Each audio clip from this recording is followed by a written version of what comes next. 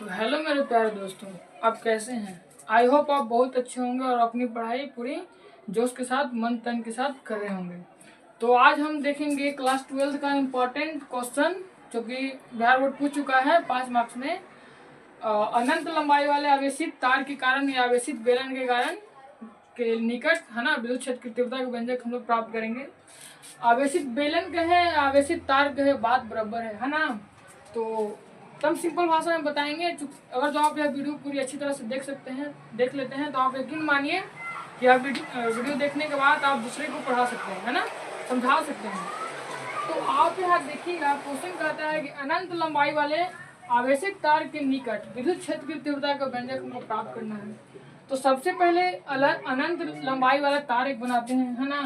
मान लीजिए कि इन्फिनाइट है ना, इसका जो लंबाई है इस तार है। चाहे तो फिगर पहले से बना के लाते, लेकिन आपको सामने बनाएंगे है ना तो ज़्यादा बेटर होगा, है ना। तो मान लेते हैं कि जो तार है ना इसका जो लंबाई है अनंत है, मतलब अनंत तक यह फैला हुआ है, इन्फिनाइट तक फैला हुआ है। और यह क्या है, आवेशित है। ये तो क्वेश्चन में कह रहा है ना। इस पे कुछ चार्ज है।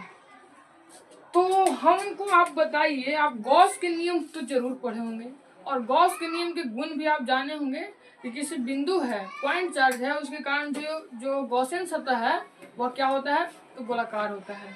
इसी प्रकार से आप पढ़े होंगे कि कोई अनंत लंबाई वाला आवेशित बेलन है या फिर अनंत लंबाई वाला आवेशित तार है, उसके कारण जो गॉसियन सरफेस है वह क्या होता है, बेलनाकार होता है।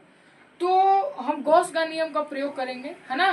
तो आप यहाँ पे देखिएगा, यहाँ पे हम जो गॉसियन सरफेस बनाए तो कैसा बनेगा, बेलनाकार बनेगा, है ना। सिंपल रूप से हम बेलनाकार एक गॉसियन सरफेस बना दिए। आई होप यहाँ तक समझ गए होंगे, क्योंकि गॉस का नियम का प्रयोग ही किया जाता है इलेक्ट्रिक फील्ड निकालने के लिए। वही तो हमको विद्युत क्षेत्र की तीव्रता निकालना है। अब हम चाहते हैं कि आप देखिएगा ध्यान से कि गॉस के नियम में आप देखिएगा तो क्या होता है, vector E dot D A vector बराबर क्यू इनक्लोज बटे एप्सिलॉन नॉट, एक होता है गॉस के नियम में। तो हमको चाहिए डी ए वेक्टर का मान चाहिए, क्यू इनक्लोज का मान चाहिए। तो दोनों आप निकालिएगा। तो हम चाहते हैं कि जो गॉसियन सरफेस पे एक छोटा सा डी ए वेक्टर चूज कर लें। तो यहाँ पे हम चाहते हैं कि छोटा सा डी ए वेक्टर ले लें, है ना। तो यहाँ से आप देखिएगा जो इलेक्ट्रिक फील्ड होगा एकदम सीधा सामने तरफ निकलेगा। यहाँ से जो आप इलेक्ट्रिक फील्ड कैसा निकलेगा, कुछ इस प्रकार से, है ना। यहाँ पे इलेक्ट्रिक फील्ड हो जाएगा और यहाँ पे हो जाएगा डी ए वेक्टर का भी डायरेक्शन इसी साइड है और इलेक्ट्रिक फील्ड का भी डायरेक्शन इसी साइड है। यहाँ पे आप एंगल देखिएगा, थीटा हो जाएगा कि डिग्री, 0 डिग्री। आई होप यहाँ तक आपको कोई दिक्कत होगा ही नहीं। आप आवेश घनत्व के बारे में जानते होंगे। इकाई स्थान में उपस्थित आवेश की कुल मात्रा को कहते हैं क्या, है ना, चार्ज डेंसिटी, आवेश घनत्व। तो आप देखिएगा कि रेखीय आवेश घनत्व है। तो रेखीय आवेश घनत्व को हम लैम्डा द्वारा सूचित करते हैं और लैम्डा का फार्मूला होता है Q/L। तो आप बताइए इसका आवेश घनत्व क्या हो जाएगा, तो लैम्डा हो जाएगा। आप यहाँ से इसका आवेश घनत्व, ये जो तार का जो आवेश घनत्व है वह लैम्डा है। आई होप यहाँ तक तो आप अच्छी तरह से समझ गए होंगे। और जो आवेश घनत्व लैम्डा है तो हम से क्यू का मान निकालें कि यहाँ पे देखते हैं कि क्यू का मान कितना है, तो लैम्डा इंटू एल हो जाएगा, होगा कि नहीं। तो हम फाइनली रूप से इतना करेंगे और इसमें पुट कर देंगे मेरा आसानी से।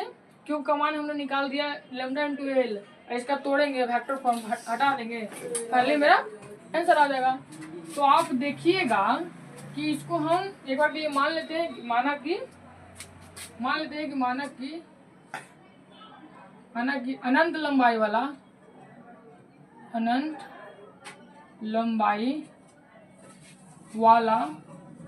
ना, इसका जो लंबाई है इन्फिनिटी अनंत है। माना कि अनंत लंबाई वाला एक आवेशित तार है ना। कैसा तार है, आवेशित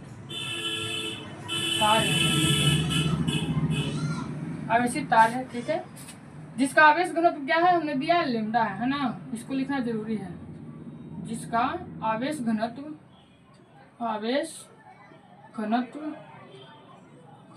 क्या है, तो लैम्डा है ना।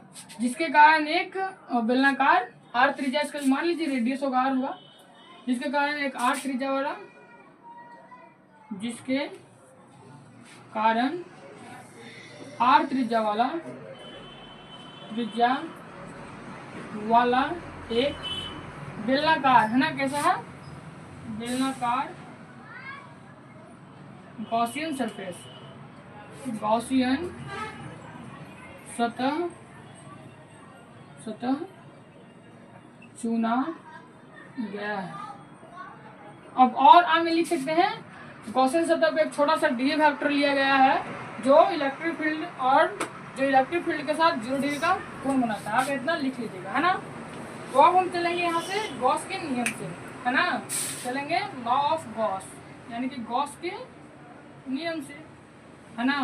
पहले गॉस के नियम से नहीं चाहिए, क्योंकि हम जानते हैं क्या क्यू बराबर होता है, सॉरी लेमडा बराबर होता है रेखीय आवेश का द्वारा फॉर्मूला होता है क्या, क्यू बटे एल।